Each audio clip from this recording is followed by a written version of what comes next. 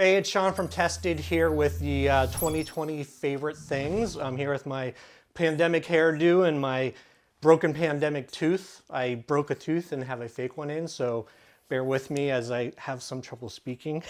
Yeah, let's start out with some books.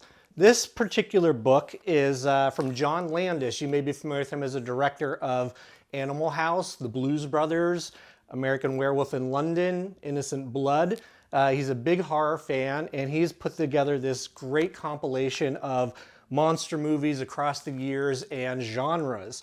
It's kind of divided up into different sections. So we have like vampires, werewolves, anything from that to atomic monsters, so like more sci-fi monsters.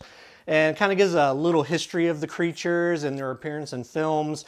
And then he goes into little blurbs for a lot of different movies. So one of my favorite things about this coffee table book is that it's great for browsing and discovering stuff. Like I have a fairly good horror collection, and there is stuff that I found out of here that I've never heard of before. So it's a great little browser for a lot of different monster movies and genres. So it's a great one to check out. It is still available in a reasonably priced paperback. The hardback's a little harder to find. Next, we'll go to some artwork. This is my prized possession that I found this year. This is from an amazing Spanish artist, Maya Pixelskaya. She's not only an amazing artist, but she has a great love for retro video games, particularly the LucasArts games such as The Secret of Monkey Island, Full Throttle, Grim Fandango. And she took Steve Purcell's original artwork from The Secret of Monkey Island. You will know Steve from Sam & Max. And I believe he was a artist at LucasArts for a really long time, and I believe he has moved on to Pixar.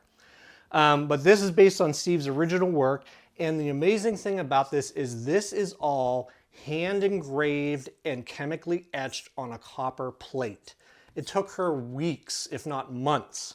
And she then inks the plate, and it is pressed into this really high quality paper. And when it gets a closer look, you can actually see the impressions on the print.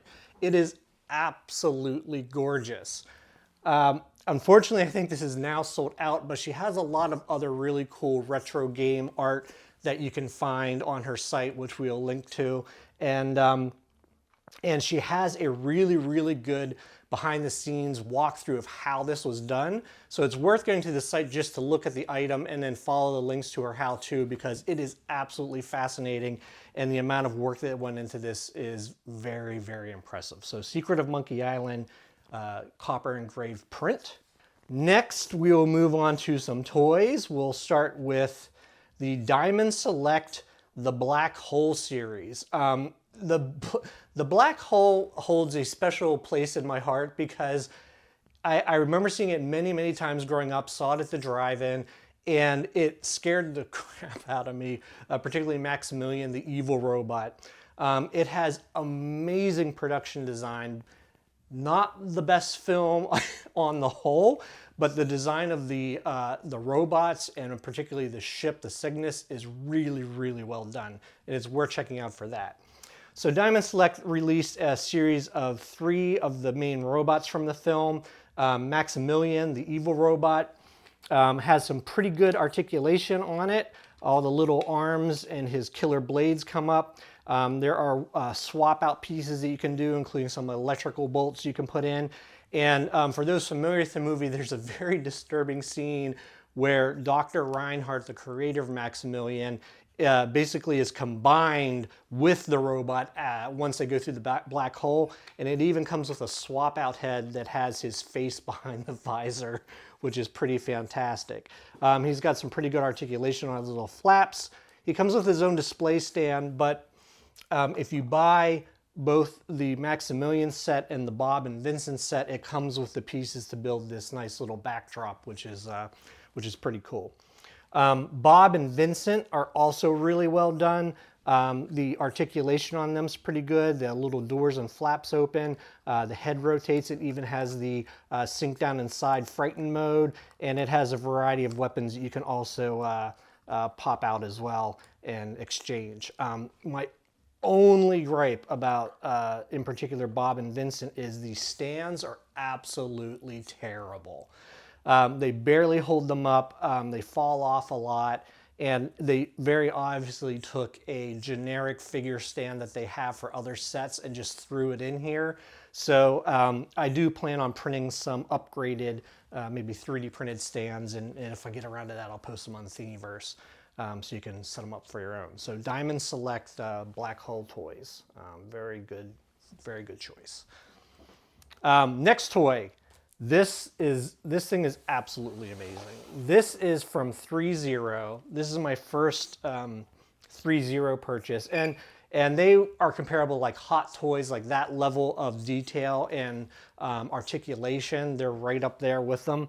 And this is from the Transformers Bumblebee movie, which I feel is the first movie to have actually got the look of the Transformers right. Like they read like the original animated and toy versions, but with a lot more detail. This is one of the Decepticons, Blitzwing. The detail, articulation, and paint job on this is just, I was floored.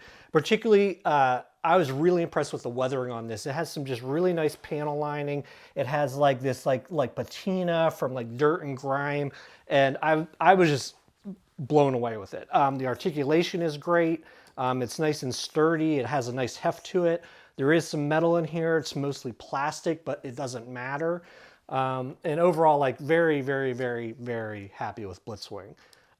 It does not transform, which may upset some people. I had some quandaries about it at first as well, but I realized that other deluxe Transformers figures that I have, I never transform them. I appreciate the engineering, but they sit in robot mode because that's what they look the coolest as, so I just kind of leave them like that. The other thing I was really impressed with the 3.0s guys is the stand that it comes with is really well done. It has really ingenious adjustments for both height, angle, etc. And they really stay and they're easy to change the positioning of. The only particular gripe I had on this particular model is the peg does not engage as firmly as I would like on him. It doesn't stay on the stand as securely as I would like. So that gets a little hairy when you're trying to do like a flying pose or whatever. The other gripe I had was it does come with light up eyes, which are okay. They're not that bright and they did not come with the batteries. So for the price of this, I felt like it should have come with the batteries. But the light up eyes are not that great anyway, so I'm not going to install them. But this is the 3.0 Blitzwing Deluxe DLX Transformer. Definitely worth checking out. The whole series is. And then we will wrap up with some tools. Of course, you have to have a little bit of everything. So we talk a lot about sanding on Tested. We do a lot of sanding on Tested. So I thought I would show you some of my cutting and sanding tools that I've been picking up over the last year or so. Adam is a big fan of emery boards, nail files. This is my favorite thing. It's a 4-way, so it has 4 different grits all on the same board. It's also washable, and I go through these like by the dozens. They're great. They last a long time. They're cheap, and they're my go-to for most of my sanding. For more intricate stuff, I picked up these sanding detailers or sanding sticks. They come in a variety of colors and a variety of grits, and I have P-touch all of these so that they're all labeled with what grit they are, so I have a dedicated one for each grit. And the nice thing is they have these little fine tips that you can really get into cracks and crevices. Has a nice big flat area. It has a radius on the back, and the sticks are spring-loaded so that you can take the belts on and off.